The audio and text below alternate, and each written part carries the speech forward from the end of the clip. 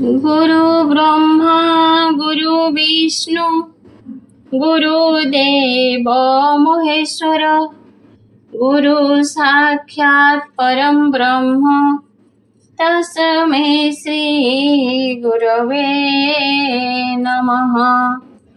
ओम नमो भगवते वासुदेवाय। श्रीमद्भागवत महापुराण षष्ठ स्कंध पंचदश अध्याय। नारद अंगिरस ऋषि चित्रकेतुर पासे आसी ज्ञान बुझाई कले शांत पंचदशरे वृत्तान्त। श्रीशुक उवाच शुण सानन्दे कुरुश्रेष्ठ से मृत पुत्रर निकट शोकरे ज्ञान भ्रष्ट होई चित्रकेतु पड़ी अछई।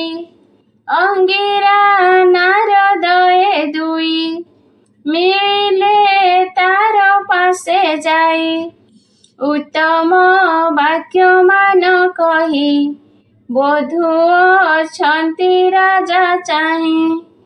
भो चित्रकेतु नृपवर तुम्भे जा पाई शोक कर तोहर एकी सटई तुही हार किबा होई तोहर सुत पूर्वे ही तू पिता केते जन्म होई एबे तुम्भर सुत एही संसार मायाए अटई। जेसने नदी स्रोत जले बालुका न रहे निश्चले संजोग विजोग होई बालुका भासी जाउथाई। तेसने प्राणी जथा काले आसई जाई कर्म बळे बीजरु बीज होई नही प्राणी ते मंत अटई। ईश्वर मायारे जगत उत्पत्ति नाश सर्वभूत आम्भे बा तुम्भे आदि जेते चर चरंक सहिते जन्म मरण आग पछ हुई देख तु प्रत्यक्ष। भूतरे करिण ईश्वर जन्माई अखिल संसार प्रतिपालन करी पुण हत करई तत्क्षण। आयत नुहोई काहारी बालक जेन्हे क्रीड़ा करी देहरु देह होई जात राजन शुण एक चित बीजरु बीज जेन्हे जात आत्मारु निर्मित जगत आत्मा शरीर भिन्न करी पूर्वे जे विधाता विचारी हेमरु नाना द्रव्य जेन्हे जाति संज्ञारे करे भिन्ने। श्रीशुक उवाच उत्तम वाक्य विप्रंकर शुणिया स्वस्थ नृपवर मलिन मुख आपणार पोछिण कहई मधुर। चित्रकेतु उवाच केतुम्भे दुई महाजन अशेष ज्ञाने परिपूर्ण ज्ञानी मानके तुम्भे वर अवधूत वेश तुम्भर स्वभावे गुप्त प्राय होई आसी जे अछ तुम्भे दुई। विष्णुर दूत जेते लोके पृथ्वी रे भ्रमुथांती सुखे मोहर प्राय दुखी होई संसारे जेते बा अछई एहांक हित इच्छा करी सेमाने बुलंती बिहरी गौतम सीत देवल कुमार वशिष्ठ कपिल मारकंड व्यास अंगिरा रोमस दत्त वेद शिरा दुर्वासा जागवल्क्य मुनि जातुकर्ण्य बादरायणी ऋतध्वज जे श्रुतदेव पंचशिख हिरण्यनाभ कौसल्य नारद आसुरी धम्यव्यच वन पतंजलि ऋभु सहिते सिद्धेश्वर एमाने भ्रमन्ति संसार प्राणिक मंगल कारणे भ्रमुजे थान्ति अनुक्षणे स्वभावे ग्राम्य पशु मोहि अंधत मरे बुढ़ी छई के तुम्हें दुई सिद्ध कह ज्ञान दीप को मते दिय अंगिरा उवाच हे चित्र केतु नृपवर मुदेइथिली कुमार अंगिरा नामटी मोर ए देख ब्रह्मांक कुमार परम विष्णु भक्त एहि नारद बोली जाकु कही दुस्तर शोके मग्नतर देखिलु जहुनु पवर तोहर योग्य एनु होई एहा विचारी आम्भे दुई तोहरे अनुग्रह करी अइलु सुण दंडधारी ब्रह्मण्य विष्णु भक्त हेउ शोकेन बुढ़ महाबाहु पूर्वे तो गृहे आसीथिली परम ज्ञान देवी बोली पुत्र विषय मन तोर जानी न देली पुत्र वर एबे तू पुत्र शोक भर अनुभविलु नृपवर ऐश्वर्य द्वारा गृह धन भृत्य मात्य प्रियजन विषय राज्य सैन्य कोश आत्मपूरणे नो हेतोष ए सर्व शोक मोह कर भय उद्वेगर घर कर्म को ध्याई जेउ जन करई नाना कर्म मान नाना कर्म रे मन तार प्रवेश होए निरंतर एमंते देही मानकर देहटी ए माया संसार विविध क्लेश जे तांकर संताप कारण पार एही कारण हे राजन आपणे स्वस्थ कर मन ए विश्व स्वभावे असार देहर गति को विचार शोक को तेजी नृपवर आत्म मन को स्थिर कर नारद उवाच ए जे मोहर मंत्र दीक्षा शुचि होई न कर शिक्षा ए विद्या धरी 7 दिन देखिबु प्रभु संकर्षण पद पंकजटी जाहार आश्रय करिन शंकर सर्व विषय को छाड़िले तक्षणे से पद लभिले तुम्भे विद्यार प्रसादे ताहा लभिब प्रमादे। बोलई दास जगन्नाथ हरिचरित भागवत चित्रकेतु शोक खंडन सृजने दिय मन तुम्भर ताप क्षय जाऊ शरण पश महाबाहु इति श्रीमद्भागवते महापुराणे पारमहंस्यां संहितायां षष्ठस्कन्धे चित्रकेतु शान्तनं नाम पञ्चदशोऽध्याय। षोडशोऽध्याय मूत्रपुत्र उक्ति शुणी शोक छाडिला नृपमणि नारद विद्या से सतोषे राजा को देले षोडशे।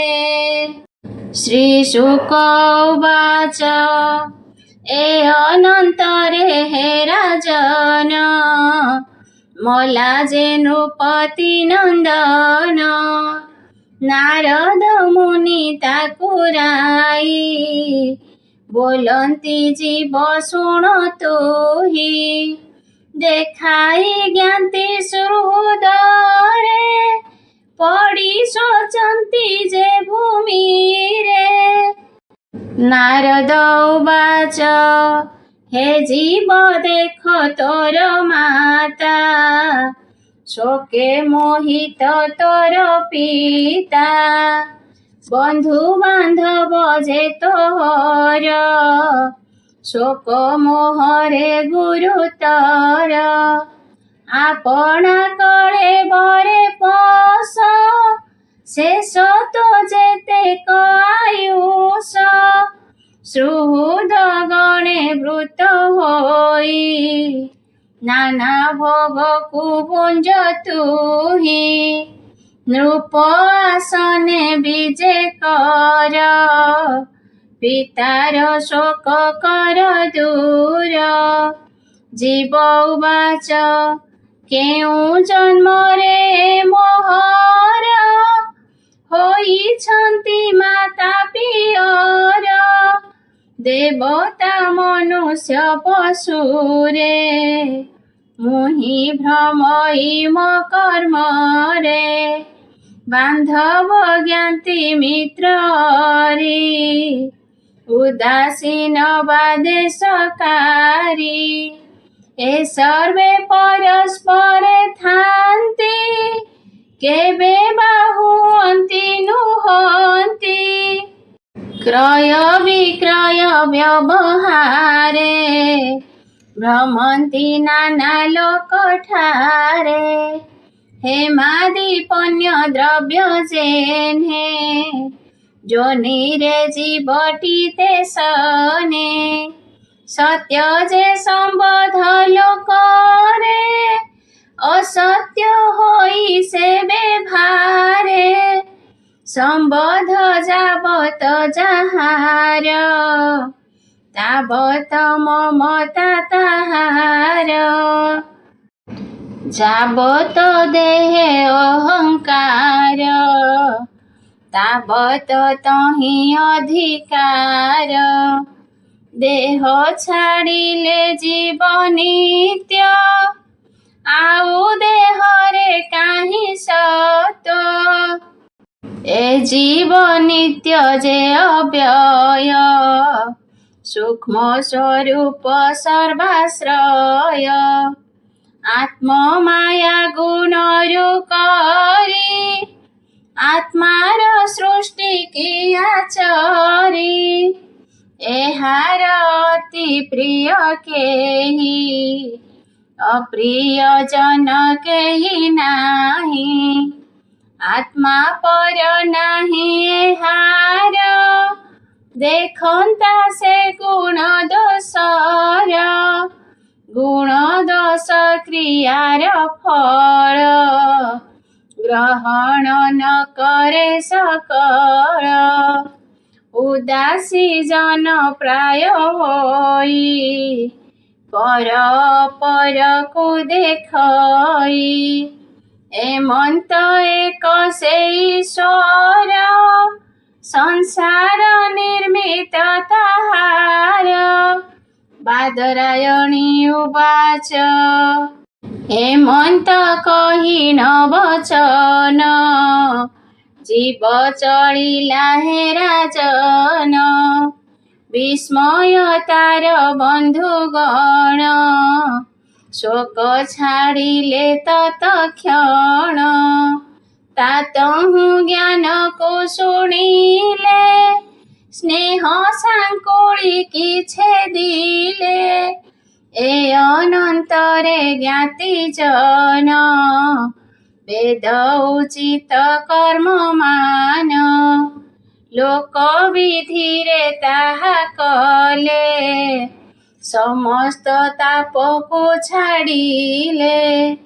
ଯେ ଶୋକ ମୋହ ସ୍ନେହୁ ହୋଇ ତାହା ଛାଡ଼ିଲେ ଜ୍ଞାନ ପାଇ। ସେ ଯେ ବାଳଗ୍ନି ରାଜନାରୀ ଲାଜ ପାଇ ମନେ ବିଚାରି। ବାଳକ ହତ୍ୟା ପାପ କରି ହତ ହୋଇଲା ତାଙ୍କ ଶିରି। ବ୍ରାହ୍ମଣ ବରିଣ ଉଚିତ ବାଳକ ହତ୍ୟାର ଯେ ବ୍ରତ। ଯମୁନା କୂଳକୁ ସେ ଗଲେ ବାଳକ ହତ୍ୟା ବ୍ରତ କଲେ। ବ୍ରାହ୍ମଣ ଆଜ୍ଞା ପରମାଣେ କଲେ ସେ ବେଦର ବିଧାନେ। ଏମନ୍ତେ ଶୁଣ ହେ ରାଜନ ଚିତ୍ରକେତୁ ବିପ୍ରବଚନ। ଶୁଣି ତକ୍ଷଣେ ଜ୍ଞାନ ପାଇ ଗୃହକୁ ବାହାର ହୋଇ।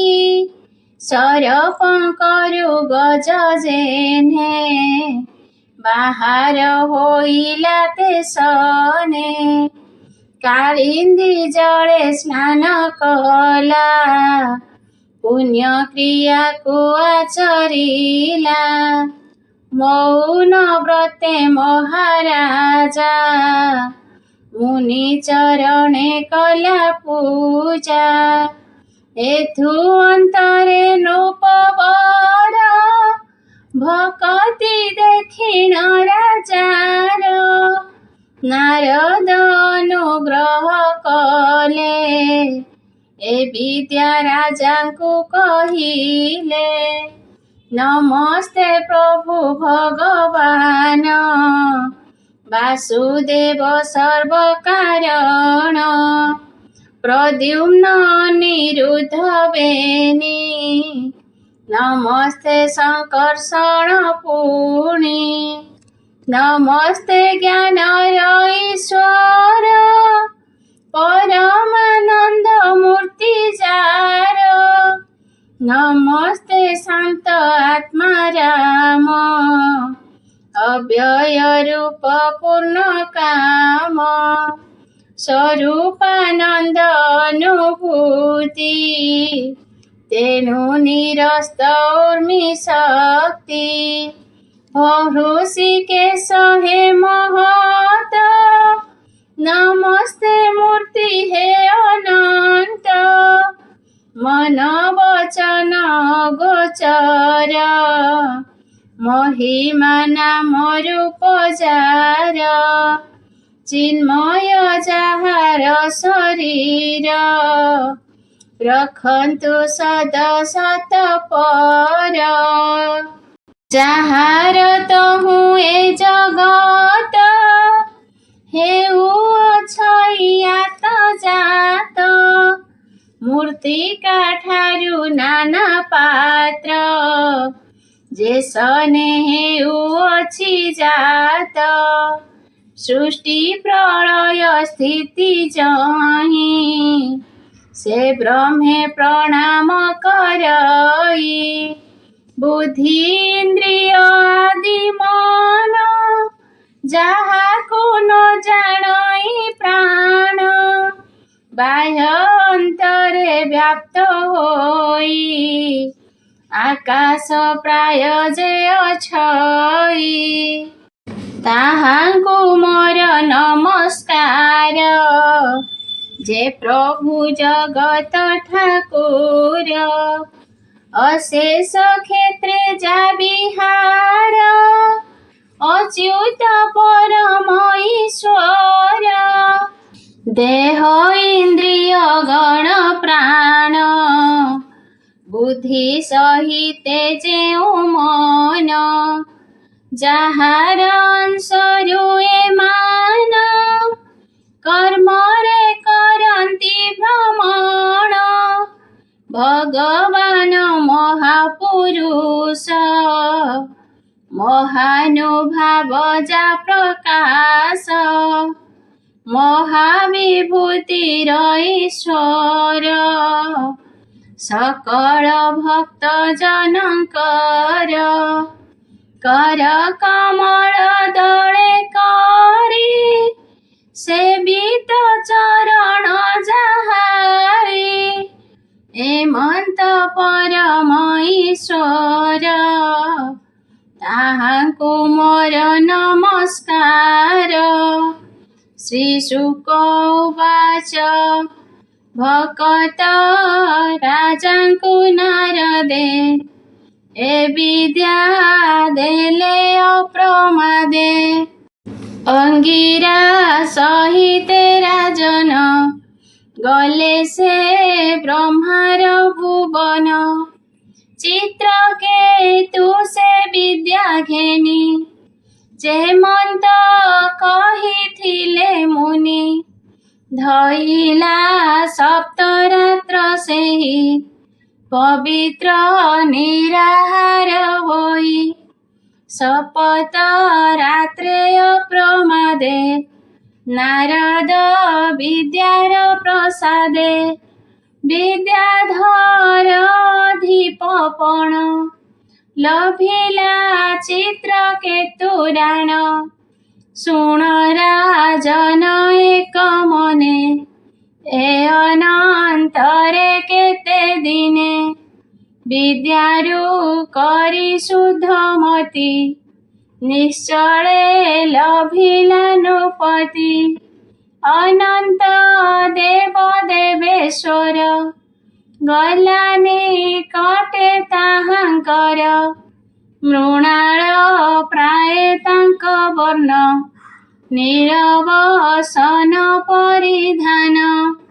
शोभित किरीट केयूर मेखला कंकण आबर प्रसन्न रुचिर बदन अरुण राजीव लोचन बेढ़ी अछंती सिद्धेश्वर देखिला जाई नृपवर तांकर दर्शन पाई सकल पापु मुक्त होई अंतकरण शुद्ध हेला अश्रुरे लोचन पूरिला भक्तिरु रोमांच होइला आदि पुरुषଙ୍କୁ नमिला से चित्र केतु हृष्ट होई नयन जले पाद धोई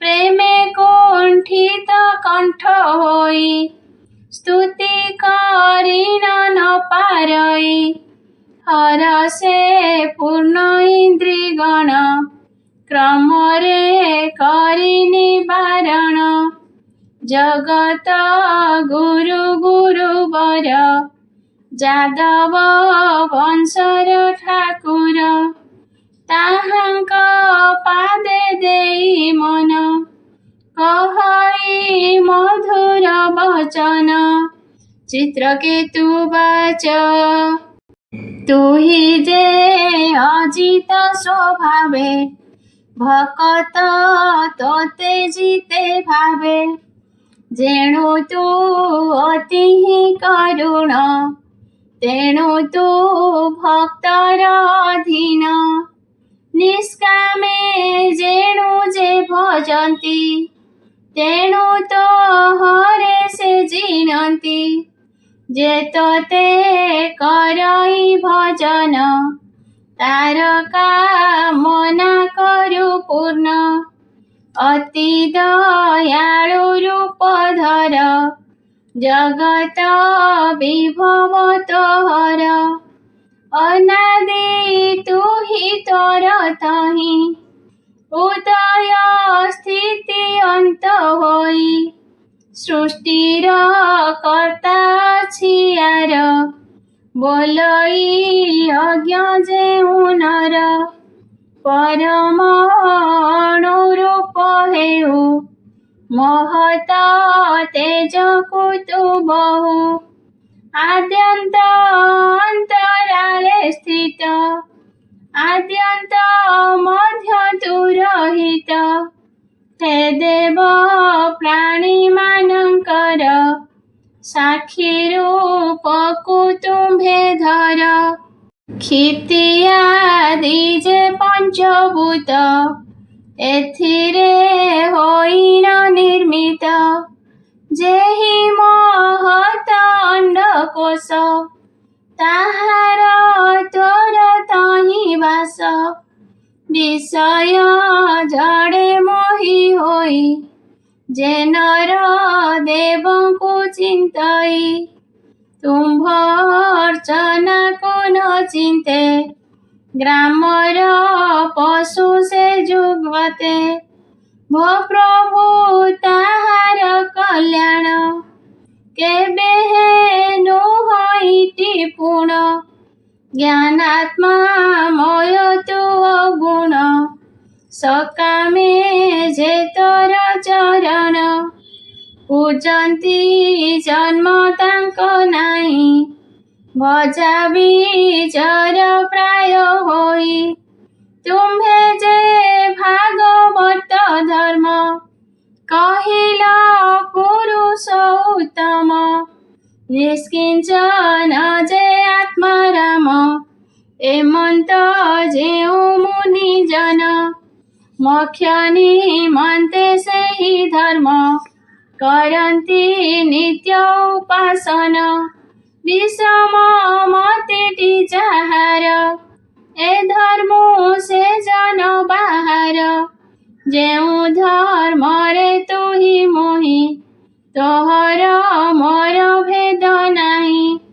କିବା କୁଶଳ ସେ ଲଭନ୍ତି ସ୍ୱଦେହେ ପରେ ଯେ ପୀଡ଼ନ୍ତି। ସଦ୍ରୋହେ ଆତ୍ମପୀଡ଼ା ପୁଣ ପର ପୀଡ଼ନେ ଅଧର୍ମ। ବିହିତ ଧର୍ମ ଭାଗବତ ନ ଛାଡ଼େ କେବେ ପରମାର୍ଥ।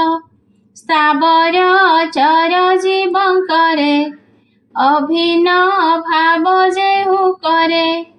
ସେ ନିତ୍ୟ ପାଦ ପଦ୍ମେ ତୋର ସେବା କରଇ ନିରନ୍ତର। ପାଷଣ୍ଡ ବୁଦ୍ଧି ଯେଉଁ ନର ଏ ପାଦ ଦୁର୍ଲଭ ତାହାର। ଯେ ପାଦ ପଲ୍ଲବ ସୁଧାମ ପରମ ମଙ୍ଗଳ ଯେ ନାମ। ସେ ନାମ ସୁମରଣ କରି ପାପୀ ସଂସାରୁ ଯାନ୍ତି ତରି। ହେ ଦେବ ଦେବ ନାରାୟଣ ହେ ପ୍ରଭୁ ଅଖିଳ କାରଣ। ତୋ ରୂପ ଦର୍ଶନେ ମୋହି ପବିତ୍ର ହୋଇଲି ଗୋସାଇଁ। ନାରଦ ବଚନର ଫଳେ ତୋତେ ଦେଖିଲି ଚର୍ମ ଡୋଳେ। ଜଗତ ଆତ୍ମା ହେ ଅନନ୍ତ ସକଳ ଜାଣୁ ତୁ ତଦନ୍ତ। ଏ ଘୋର ସଂସାରରେ ଜନ କେତତେ ଜାଣୁ ଭଗବାନ। ତୁମ୍ଭେ ଆଦିତ୍ୟ ଦେବ ପ୍ରାଏ ନରଟି ଖଦ୍ୟୋତ ପରାଏ। ଜଗତ ଉତ୍ପତ୍ତି ପାଳନ ପ୍ରଳୟ ହେତୁ ନାରାୟଣ। ପରମ ହଂସ ରୂପ ତୁହି ନମସ୍ତେ ପ୍ରଭୁ ଭାବଗ୍ରାହୀ। ଯାହାର ଶ୍ୱାସକୁ ଅନୁସରି कंपित होए वसुंधरी प्राणी समूह आदि करी अबनी जेहु अच्छी धरी सहस्र मस्तक ईश्वर नमस्ते ब्रह्मांड ठाकुर। श्री शुक उवाच एमंत स्तुति तार शुणी अनंत प्रभु हल पाणी जे चित्र केतु विद्याधर ताहांकु बोलंती उत्तर। श्री भगवान उवाच शुण राजन पुण्य देह मोर भक्त अनुग्रह नारद अंगिरा तोहर कहिले जेउ विद्यासार तेणु सिद्ध होई राजन पाइलु मोर दर्शन मु सर्व प्राणी रे अशेष आत्मा रूपरे मोर वास परम ब्रह्म जाकु कही से मोर शरीर अटई जे आत्मा व्याप्त लोक ठारे लोक व्यापित जे आत्मा रे उभये व्याप्त होई मुई संसारे अछि देह बही जे सने निद्रा पाई नरे विश्व को देखती आत्मा रे निद्रा उपेक्षी पुणी से ही एक देशे आत्मा देखई उठिन ज्ञान पाई जेने सकल मिथ्या करी माने जेउ पुरुषता देखई ताहाको चिंत मन देई जाहार बळे सुप्त होई सुख बा स्वपन जानई से आत्मा निर्गुण जे ब्रह्म सेहिटी मोहि बोली जान निद्रा रे जाग्रत रे पूर्ण उभये जातहु स्मरण ए मोर भिन्न भाव दुई मो बिनु अन्य केही नाही जेणु मो भाव प्राणी माने चिंतन्ति भिन्न करी मने एणु ए अखिल संसारे जन्म मृत्यु लभन्ति नरे मनुष्य जन्म आश्रय करी ज्ञान विज्ञाने देह धरी आत्मा को न जाने जे नर केबे सुख नाही तार चेष्टा करई कार्य पाई नाना क्लेश कुल भेतहि संकल्प छाड़ी जे भजई मोक्षर फल कुल भई दुख निवृत्ति सुख पाई दंपति कर्म आचरई सुख दुखर भोग तहि केबे लभई न लभई एमंत विचार जे जानी कर्म करई जेउ प्राणी सूक्ष्म आत्मगति ताठारे विमुक्त होई से संसारे ज्ञान संपद होई नर भक्ति की लभई मोहर जोगनी पूर्ण बुद्धि लोक जीव परम देखे श्रद्धारे जेबे तु राजन घेनिबु मोहर वचन ज्ञान संपद होई तुही सिद्ध होइबु बेग तुही।